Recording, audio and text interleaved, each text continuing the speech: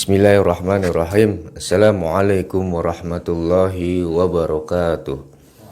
Alhamdulillah wa syukurillah ala nikmatillah. Wassalatu wassalamu ala sayyidi rasulillah sayyidina wa maulana Muhammad ibni Abdillah wa ala alihi wa ashabihi wa mawalah. La hawla wa la quwata illa billah, amma ba'du. Seluruh jamaah radio dakwah dan kemanusiaan Yayasan Radio BMS Indonesia dimanapun panjenengan berada, seluruh jemaah majelis ngopi-ngopi niati, semuanya yang sangat saya cintai, yang sangat saya rindukan.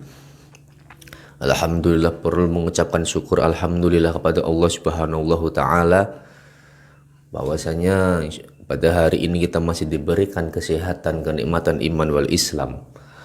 Dan juga kita mendoakan supaya saudara-saudara kita yang mungkin pada hari ini, hari Jumat ini ada yang sakit, semoga sakitnya segera diangkat oleh Allah.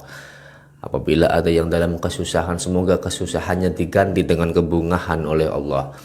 Jika ada dalam kesempitan, kesempitannya semoga diganti dengan kelapangan oleh Allah. Jika ada yang dalam kondisi yang terkena musibah, semoga diberikan kesabaran dan juga keridhaan oleh Allah Subhanahu wa taala.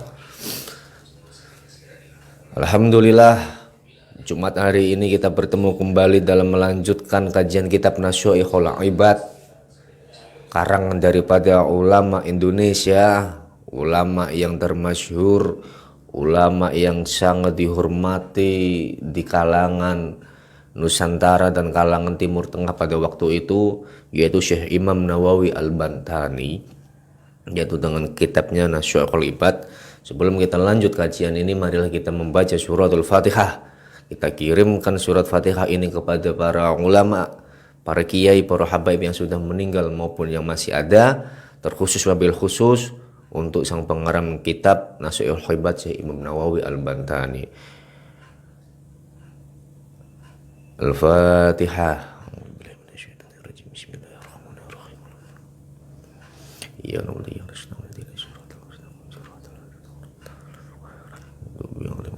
Amin amin ya rabbal alamin. Bismillahirrahmanirrahim.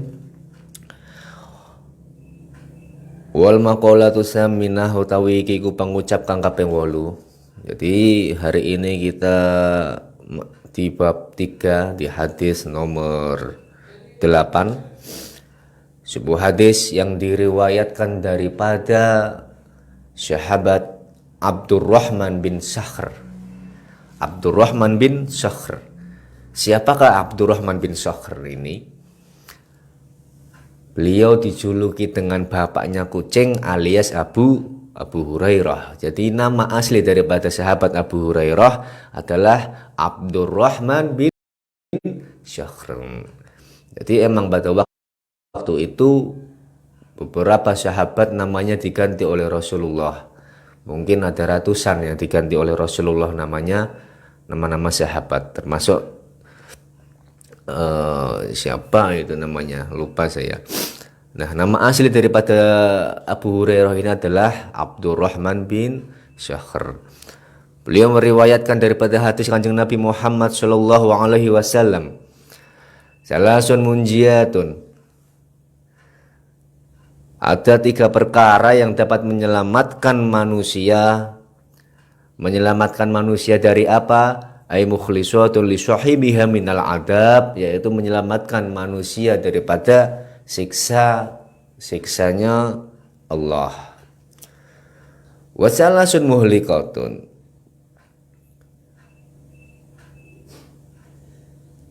dan 3 perkara juga bisa merusak, au mufi'atun li fa'iliha fil halaki, yaitu manusia yang bisa merusak jika melakukan 3 perkara. Wasalasun darajatun, dan manusia bisa terangkat derajatnya di akhirat. Aimana zilu fil akhirati, ing dalam akhirat. Wasalasun kafaratun, utawi 3 perkara iku nglebur atau menghapus dosa, atau 3 perkara yang dapat meleburkan dosa anak manusia, anak Adam, lidunubi amiliha, marang pira-pira dosane wong kang nglakoni telung perkara. Jadi sebuah hadis yang diriwayatkan sahabat Abdurrahman bin Sakhr atau Abu Hurairah, beliau meriwayatkan daripada hadis Nabi Muhammad SAW, yaitu ada 3 perkara yang dapat menyelamatkan manusia dari siksanya Allah. Ada 3 perkara yang dapat membinasakan manusia, dan ada 3 perkara yang dapat meninggikan derajat manusia, dan ada 3 perkara yang dapat menghapus dosa anak Adam. Nah, apa 3 perkara tersebut? Di sini dijelaskan. Fa khasyatullahi ta'ala fi sirri wal alaniyati.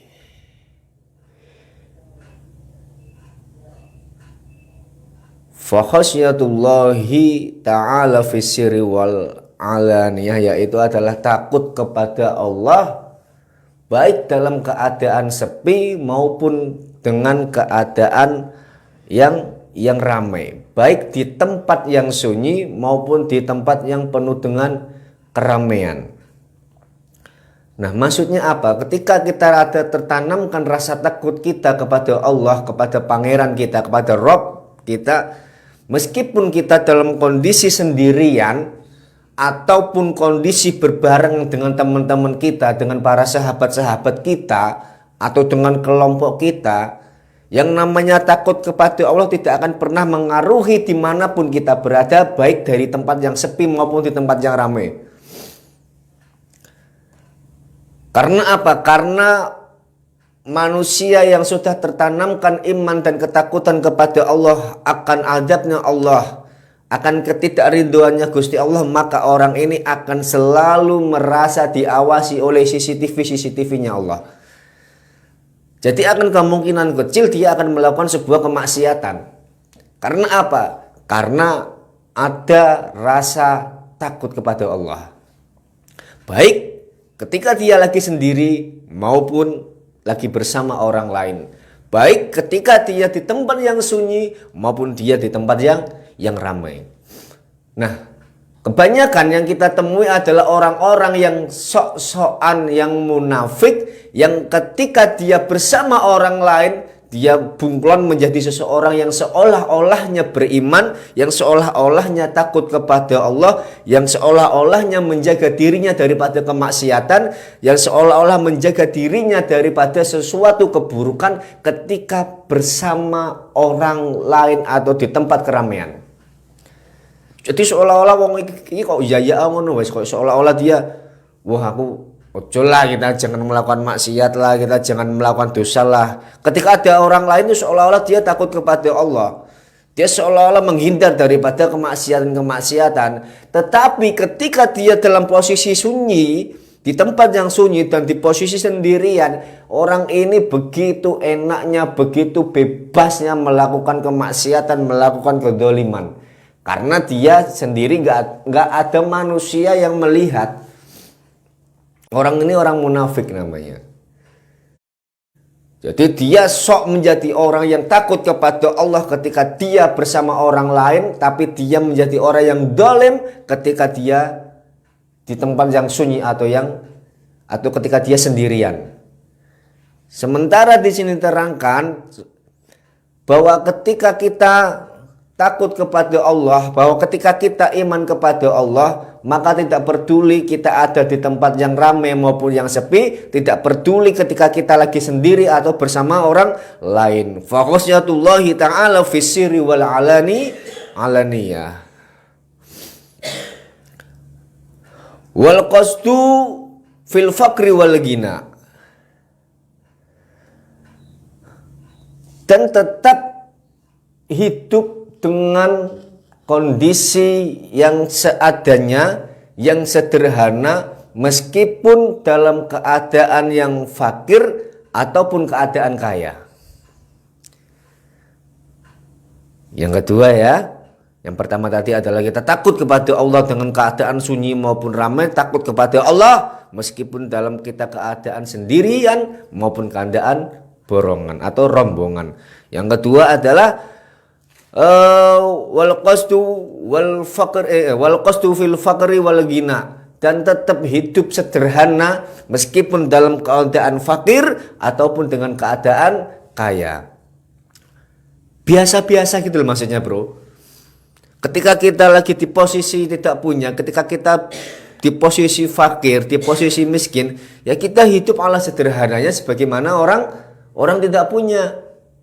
Seadanya apa ya, itu yang kita punya. Wong kita cuma ada uang sekian, kita mampunya sekian. Indonesia bahasanya kita ini cuma bisanya mampu makan tempe, tapi sok-sokan gaya pengen mangan daging sapi.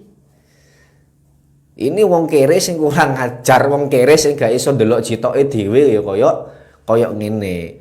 Sementara yang kaya ketika dia diberikan kelebihan harta sama Allah, digasno wis. Pengen tuku apa tukokno, pengen tuku apa tuku, pengen endi lunga, pengen apa ayo wis. Ini enggak sederhana, coy. Di sini padahal diingatkan oleh baginda Nabi Muhammad SAW ada 3 perkara yang dapat membinasakan manusia. Yang pertama adalah tadi takut berpura-pura takut kepada Allah ketika lagi di rombongan dan tidak takut kepada Allah ketika dia lagi sendirian. Nah, padahal diterangkan lagi 3 perkara yang bisa menyelamatkan anak manusia dari Allah adalah satunya tadi takut kepada Allah, fakhsyatullahi ta'ala fi sirri wal alaniyah, takut kepada Allah meskipun dalam keadaan sepi maupun ramai, sunyi maupun ramai. Yang kedua adalah wal qasdu fil faqri wal ghina, dan hidup sederhana meskipun dalam keadaan miskin dan keadaan kaya. Nah, sekarang ini banyak orang yang ketika dia lagi hidupnya miskin, tapi gaya hidupnya tidak melihat kalau dia ini lagi miskin. Banyak orang kaya yang ketika mampu dalam segala hal, diberikan harta dalam berupa banyak uang, digas-gas no uripe, kepengen apa tuku mobil mewah, tuku gaya omah gede, pengen apa tinggal tuku, sehingga lali bahwa kaya itu bisa merusak tatanan dan bisa menyebabkan kerugian fid dunya wal akhirah. Jadi ketika kita hidup miskin ataupun hidup kaya, ya sederhana aja lah, yang biasa-biasa aja semampu kita. Ya. Terutama orang-orang saudara-saudara kita yang mampu, yang kaya. Ingat, berapa banyak contoh-contoh sekeliling kita yang kita lihat, yang dulunya orang kaya tiba-tiba jatuh miskin, yang dulunya bos tiba-tiba jatuh miskin, yang dulunya pengusaha, yang dulunya orang kaya tiba-tiba jatuh miskin. Maka ingatlah ketika kita lagi kaya raya ini, ketika kita lagi diberikan harta banyak oleh Allah, jangan lupa ada haknya anak yatim, ada haknya para fakir miskin di situ. Harta yang kau miliki sesungguhnya bukan milik engkau. Maka gunakanlah harta kita di jalan Allah. Yang ketiga adalah wal adlu fir ridha wal ghadab, yaitu adalah selalu berbuat adil ketika kita dalam hati keadaan senang maupun dalam keadaan marah. Wong nek atine lagi seneng itu untuk berbuat baik, untuk berbuat adil, itu sangat mudah. Tapi kalau orang lagi keadaan hatinya lagi galau, lagi sedih, lagi marah, untuk mengambil kebijakan sesuatu yang adil tanpa merugikan dua belah tiga belah pihak, itu sangat sulit. Makanya berbuat adil dalam keadaan senang maupun keadaan marah ini adalah sesuatu hal yang bisa menyelamatkan kita daripada siksa Allah. Awalnya seneng, hatinya seneng, itu mau adil tuh mudah, mau mengambil kebijakan itu sangat mudah, sangat enak, tanpa merugikan satu sama lain.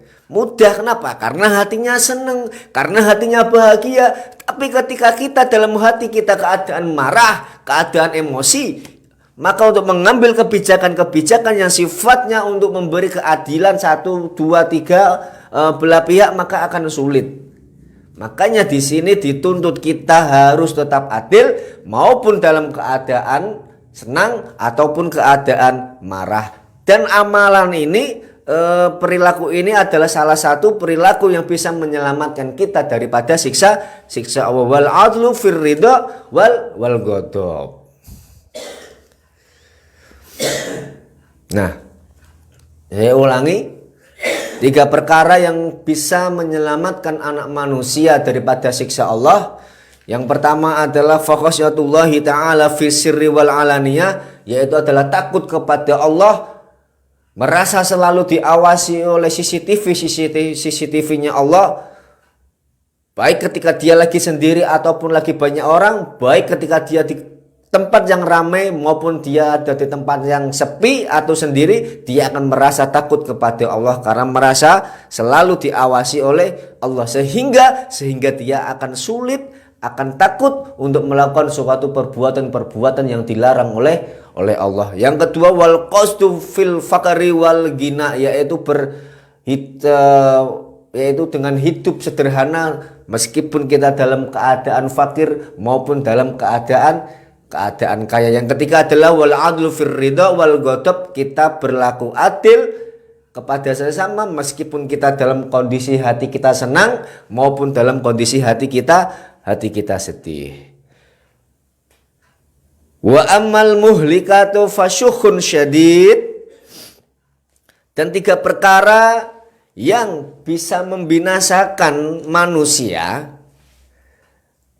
Di awal tadi adalah 3 perkara yang bisa menyelamatkan anak manusia daripada siksanya Allah. Yang ini adalah wa amal muhlikatu fasyukhun syadidun, adalah 3 perkara yang bisa membinasakan manusia. Yang pertama apa? Yang pertama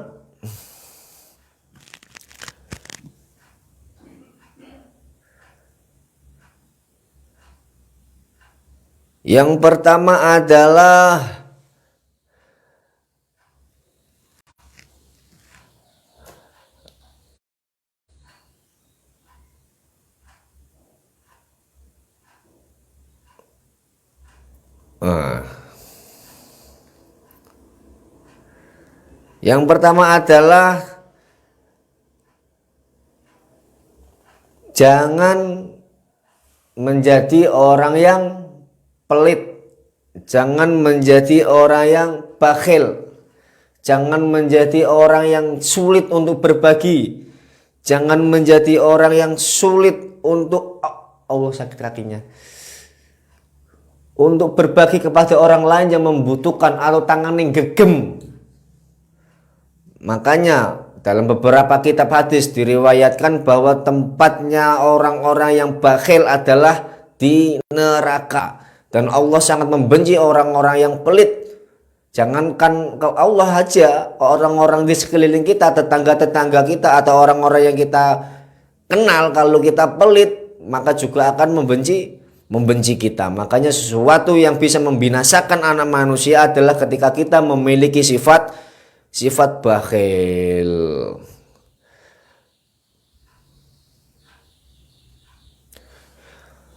Jangan memiliki kita sifat bakhil. Fasyukhun muta'un, maka medit kang dituruti. Kalau kita menuruti sifat pelit, wah aku sing golek duit, aku sing rekoso kok enak bagi-bagi, aku mbut gawe rono rene kok enak temen tak bagi-bagi. Ini medit yang dituruti, ini sifat yang membinasakan kita. Bahaya sahabat, bahaya jamaah. Kalau bisa jangan sampai kita memiliki sifat yang pelit, sifat yang bakhil.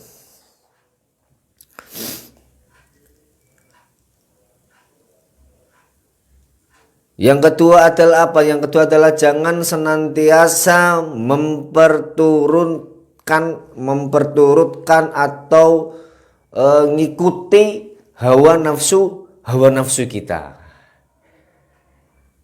Kalau nafsu ini dituruti, waduh, ajur resdul. Allah menciptakan nafsu ini bukan untuk kita turuti, tapi Allah menciptakan nafsu ini untuk kita kendalikan, bukan kita yang dikendalikan. Ingat, sifat sombong itu juga bagian dari nafsu. Merasa lebih baik daripada orang lain juga bagian dari nafsu. Menginginkan sesuatu yang ada pada orang lain itu juga bagian dari nafsu. Merasa lebih baik daripada orang lain itu juga nafsu. Hati-hati, di sini diperingatkan oleh baginda Nabi Muhammad SAW 3 perkara yang bisa membinasakan anak manusia. Yang pertama adalah sifat bakhil, sifat medit. Yang kedua adalah ketika kita dikendalikan oleh hawa nafsu. Hati-hati, jangan sampai kita menjadi budaknya nafsu. Nafsu adalah penjara dalam hati kita. Jangan pergendut nafsu. Cara tidak mempergendut nafsu bagaimana? Ya puasa. Kendalikan nafsu kita bagaimanapun caranya. Jangan sampai kita dikendalikan hawa nafsu. Kalau kita sampai dikendalikan hawa nafsu, maka bersiap-siaplah untuk menjadi manusia yang rugi dan binasa. Yang ketiga adalah sifat wa'ijabul mar'i binafsi, lan oleh gawakake menungso kelawan awake, yaitu merasa bangga dengan dirinya sendiri. Hati-hati. Wow, bangun masjid iku ora bakal dadi nek ora aku sing nyumbang. Nek ora aku panitiane masjid iku enggak bakalan dadi. Wow, aku iki relawan sing paling kerja keras di Erupsi Semeru. Aku iki relawan sing paling tahu kondisine, nek aku nggak mungkin iso nek kono. Kanca-kanca relawan iku nggak patek kerja, aku sing paling kerja keras nek kono. Aku sing paling banting tulang nek kono. Aku iki relawan sing paling top, aku iki relawan sing paling jos. Hati-hati, ini adalah sifat yang membanggakan diri, dan ini adalah salah satu sifat yang bisa membinasakan kita. Wah, aku wong soleh, aku wong alim, aku sering ngaji, aku sering ninggone tekone majelis ilmu, aku sering kumpul-kumpul karo ulama. Seseorang manusia sangat-sangat tidak pantas ketika dia menyebut dirinya dengan istilah aku. Aku iki sapa? Mikirin lho, Dul. La haula wala quwata illa billahil aliyil azim. Tanpa kita ada ridhonya Allah, kita nggak mungkin bisa bergerak. Ojo sekali-kali wani nyebut aku. Wong iku nek gak tak tolong aku bakal mati. Sopo kon ngomong-ngomong wani ngomong aku? Bahaya, sifat membanggakan diri bahaya. Wah, iko pemerintahan iko nek gak aku sing dadi pemimpin gak bakalan maju. Kudu aku sing dadi pemimpin. Ini salah satu sifat yang membanggakan diri. Sifat sombong. Ingat, iblis laknatullah diusir daripada surganya Allah karena merasa lebih baik daripada Adam. Berarti orang yang sombong, orang yang merasa baik dirinya, orang yang membanggakan dirinya, dia sama saja seperti iblis. Hati-hati. Insya Allah di ngaji yang singkat ini Allah selalu menjaga diri kita, menjaga dohir kita, menjaga batin kita. Semoga kita selalu dijauhkan daripada sifat-sifat yang tidak diridhoi oleh Allah. Kita dijauhkan oleh sifat-sifat yang tidak diinginkan oleh Allah. Kita dijauhkan kepada sifat-sifat yang tidak disenangi oleh Allah. Dan kita didekatkan oleh sifat-sifat yang dicintai oleh Allah. Kita diberikan hidayah oleh Allah sehingga apapun yang kita lakukan sesuai dengan jalurnya para ulama salafin, menjadi orang-orang yang dicintai oleh Allah. Insya Allah nanti minggu depan, Jumat depan kita teruskan di bab yang sama, di kajian yang sama. Insya Allah kajian ini juga makin seru.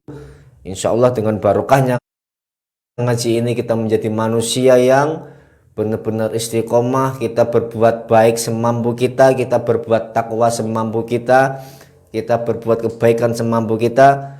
Insya Allah dengan barokahnya ngaji, istiqomahan ini menjadi sebuah pahala untuk kita sehingga bisa menyelamatkan kita di dunia dan akhirat. Amin ya rabbal alamin. Maka itu saya dan seluruh kru Radio BMS Indonesia dan saya Huda Al-Fatih mengucapkan mohon maaf dan terima kasih kepada seluruh jamaah. Semoga kita selalu dijaga kesehatannya oleh Allah, menjadi manusia-manusia yang istiqomah dalam kebaikan. Amin ya rabbal alamin. Assalamualaikum warahmatullahi wabarakatuh.